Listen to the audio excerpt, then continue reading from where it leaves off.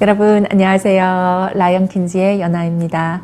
공수처법 통과로 전 국민의 분노가 치솟기 얼마 전 문재인 대통령은 한중일 정상회담을 위해서 웃으면서 중국을 다녀왔습니다. 청와대 측에서는 시진핑 주석 내년 상반기 한국 방문 확정적이라고 보도하고 있죠. 이러한 문재인 대통령과 시진핑의 가까운 행보를 보면서 월간조선에서는 칼럼에서는 이렇게 분석을 합니다. 문재인 대통령 중국식 국가주도 자본주의로 가는가? 시진핑과의 대화에서 문재인 대통령이 양국은 오랜 교류의 역사와 유사한 문화적 배경을 가진 운명 공동체다라고 말함으로써 문 대통령은 시진핑의 중국몽에 편승하려는 것 같다라고 이야기했습니다. 우리가 반중이라고 외치면서도 동시에 중국이 아주 단시간에 거대한 경제 성장을 한 것을 보면서 사회주의식 경제 성장도 그렇게 꼭 나쁜 것은 아니구나 라고 하는 부러운 마음을 가지는 이중적인 모습이 있지는 않았나 합니다. 물론 저부터 그렇고요. 그럼 제2의 경제대국으로 성장한 부자이면서 포용력도 넓어 보이는 그러한 중국.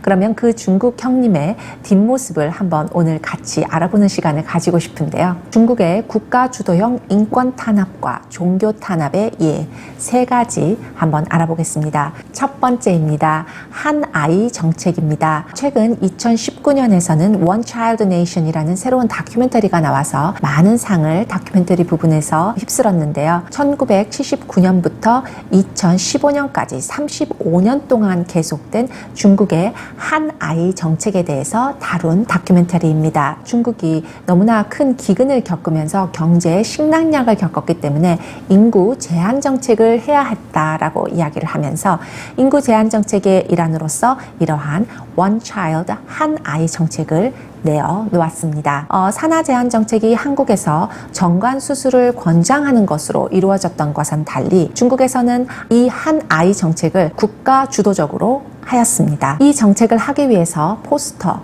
공연, 교육, 문화, 모든 공산당의 프로파간다가 동원이 되어서 이 정책을 푸시했는데요. 이 정책은 시행 과정에서 정말 많은 병폐를 가지고 오게 됩니다. 첫 번째 과정으로 이미 한 자녀를 낳은 여성들을 모두 다 등록을 시켰습니다. 그리고 그 한 자녀를 낳은 후에 여성들이 불임이 되도록 만들었죠. 하지만 이 법망을 피해서 두 번째 아이를 임신한 여성이 만약 임신 중에 발각이 되면 아이 태아가 8개월이든 9개월이든 상관없이 정부의 강요에 의해서 낙태를 강요받았다고 합니다. 그러는 와중에 또다시 법망을 피해서 여성이 아이를 두 번째 아이를 낳게 되면 그 아이가 있다는 집에 경찰이 들어닥치게 되고 그 아이를 강제로 빼앗게 됩니다. 그 아이를 빼앗는 과정에서 만약에 부모가 그 아이를 내어놓지 않으면 집을 부수고 전체 집을 압수수색하면서 아이를 샅샅이 찾게 되죠. 그리고 경찰에게 빼앗긴 아이는 고아원으로 가게 됩니다. 운이 좋게 외국으로 아이들이 입양을 가는 케이스도 있지만 대부분의 경우에는 임신매매로 어딘지 모르게 팔려가게 되는 것이죠. 그리고 그렇게 팔려간 아이들은 절대 부모가 생사를 알 수 없게 됩니다. 이 다큐멘터리를 만든 왕 씨는 자신이 태어날 때 도와준 산파 할머니를 찾아가서 인터뷰를 하게 되는데요. 그 인터뷰에서 이 산파 할머니는 자신은 정부에게 고용되었으며 자신의 의지와는 상관없이 5만 명, 6만 명의 아이들을 낙태시켰다라고 얘기를 합니다. 하지만 지금은 그것이 너무나도 양심의 가책이 되어서 불임 부부를 도와주는 일을 하고 있다고 하십니다. 또한 이 정책으로 중국 공산당 당국은 400만 명의 아이들이 중국에서 태어나는 것을 막았다라고 공공연하게 홍보를 하고 자랑을 합니다. 포용력 넓고 부자이신 중국 형님. 하지만 그 뒤에서 중국 국민들이 몇 명의 아이를 낳을지까지 관여하고 또한 태어난 아이들을 부모에게서 강제로 빼앗아가고 또한 그 아이를 인신매매에 넘기는 것. 이것도 중국몽의 일환은 아니겠지요. 두 번째,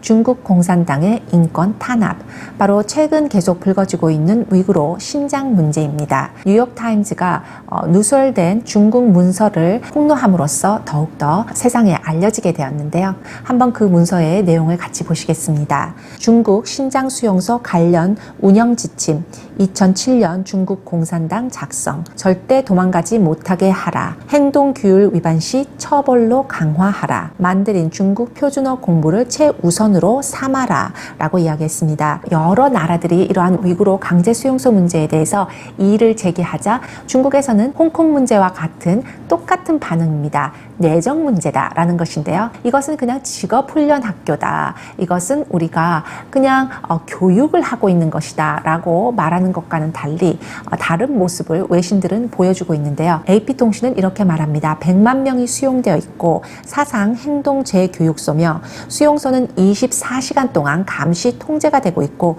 곳곳에 CCTV가 설치되어 있다라고 말이죠. 또한 위구르족의 문제는 외국으로 유학 갔던 위구르족 학생들이 집에 친척들과 가족들과 친구들과 연락을 하려고 하는데 전체적으로 연락이 두절되면서 저 외국에서 점점점 위구르족의 탄압에 대한 문제들의 시위가 불거지고 있습니다. 자신의 얼굴이 만약에 발각이 되게 되면 그것이 또한 자신의 가족들에게 더 피해가 가고 자신의 신분에도 피해가 갈지를 모른다는 생각에 파란 가면을 쓰고 이렇게 시위를 하는 모습을 여러분들이 보실 수 있습니다. 하지만 중국은 우리는 소수민족 포용 정책을 한다면서 이러한 쇼를 하는 모습도 보이네요. 정말 눈 가리고 아웅하면 모두 다 모를 거라고 생각하는 공산당의 묵은 수법은 끝이 없네요. 세 번째의 중국 인권 탄압 예입니다. 바로 법륜공 신자들의 장기를 꺼내 팔아서 이익 챙기기인데요. 2016년 캐나다의 미인대회 우승자 아네스테이시아 린 씨는 법륜공에 대해서 중국의 인권 탄압 문제를 제기하자 2016년에 열리는 중국의 국제 미인대회에 참여 여부를 박탈당했습니다. 중국은 세계 제2위로 장기 이식 서비스를 제공하는 나라인데요. 중국은 미국을 비롯한 다른 서구 나라처럼 자발적으로 자신의 장기를 도네이션하는 그러한 시스템이 없습니다. 그러면 이러한 중국에서 이루어지고 있는 장기 기증은 대체 어디에서 오는 것일까요? 바로 우리는 이 실마리를 한 다큐멘터리에서 볼 수 있는데요. 바로 Human Harvest, 인간 수학이라는 다큐멘터리에서 찾을 수 있습니다. 이 다큐멘터리 포스터를 보시면요. 이 여성의 심장에는 6천만 원이라고 써 있고요.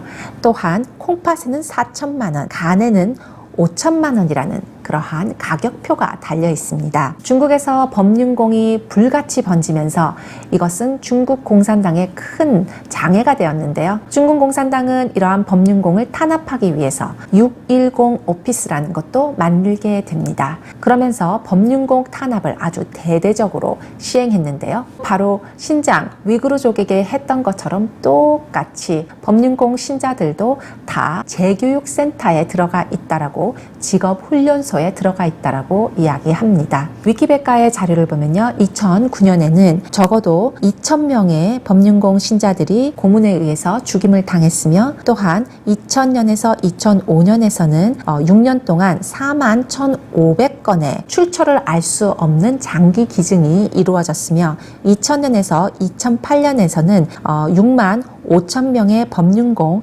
신자들이 장기 수학을 당하면서 죽임을 당했다라고 이야기하고 있습니다. 이 다큐멘터리에서 보면 한 여성이 나옵니다. 그러면서 이 여성은 이렇게 말합니다. 만일 내가 받았던 장기가 어떤 사람의 죽임을 당하면서 내가 장기를 받아야 했던 것을 내가 알았다면 나는 절대 장기 이식을 받지 않았을 것이다 라고 이야기를 하는 모습을 볼 수 있습니다. 중국에서 장기 이식을 원하면 일주일 만에 유전자가 매칭하는 사람의 장기를 찾는 것이 가능하다라고 얘기하는데요. 이것은 우리가 일반적으로 장기 이식을 받을 때 몇 달 그리고 몇 년을 기다려야 하는 것과는 참으로 다른 이야기죠. 또한 한 영상에서는 중국 장기센터에 전화를 해서 내가 명상을 많이 한 법륜공 사람의 장기를 받기를 원하는데 그게 가능하냐라고 얘기하니까 일주일 10일 안에 장기를 받을 수 있다라고 얘기하는 것도 들으실 수 있습니다. 법륜공 신자들의 장기 팔기는 중국 공산당 정부의 아주 수익이 높은 장사, 비즈니스인 것입니다. 서울 조운 직업훈련소라고 불리는 강제수용소에서 법륜공 신자들은 노동을 착취당하고 만약 반항이라도 하게 되면 법륜공 여성 신자들은 발가벗겨진 채 남성들만 있는 감옥에 던져져서 집단 집단 강간을 당하고 죽임을 당하게 하며 도망을 가지 못하게 수갑을 채워서 침대에 눕히고 밥을 주지 않으며 또한 고문을 하여서 죽이게 합니다. 그러면 왜 중국 공산당은 이렇게까지 자국민들을 컨트롤하지 못해서 안달인 것일까요? 우리는 그 실마리를 중국 공영방송의 프로파간다 방송을 통해서 볼 수 있습니다. 바로 이렇게 이야기를 하고 있죠. Follow atheism, denounce Falun Gong. 무신론을 따라라, 법륜공을 버려라. 그리고 keep your faith in communism. 공산주의에 믿음을 걸어라 라고 이야기하고 있습니다. 바로 이러한 법륜공, 위구르족이 믿는 이슬람은 바로 자신의 믿음을 공산당보다 더 높이 올리기 때문에 공산주의, 공산당 아래에서는 이러한 믿음이라는 것은 아주 위험한 존재가 되는 것이죠. 바로 공산당만이 절대 권력이 돼야 되는데 그것을 반대하는 모든 집단은 자국민 그리고 소수민족 그거 가릴 것 없이 다 쳐내야 한다고 생각하는 것입니다. 중국이 국가 주도형으로 경제 성장을 단시간에 이루고 빠르게 성장했다고요? 아닙니다. 중국은 이렇게 많은 소수민족들과 자국민들을 착취하고 인권을 유린하면서 싼 노동력으로 많은 것들을 생산해 왔습니다. 우리가 그것이 바로 중국 경제 성장의 노동력의 아주 작은 일환이었다고 한다 하더라도 중국의 단시간의 경제 성장은 중국이 아주 조금 열어놓은 시장 경제의 자유를 이용해서 중국 국민들이 열심히 일한 대가로 이룩한 결과이지 절대 중국 공산당의 업적이 아닙니다. 우리는 중국 경제 성장의 열매의 결과를 절대 중국 공산주의, 사회주의, 공산당에게 주어서는 안 되겠습니다. 오늘의 마지막 말입니다. 문 대통령이 중국몽이 아무리 좋아 보여도 중국이 볼 때 한국은 소수민족, 그리고 중국이 신장 위구르족에게 또한 티베트 2006년 대학살에서 대하듯이 공산당 권력에 반항하는 소수민족에게 어떻게 대하는지 보면 문 대통령의 중국몽의 끝도 정말 빤하네요. 오늘도 시청해주셔서 감사합니다. Woman with Strength and Honor, 라이언 킨지의 연아였습니다.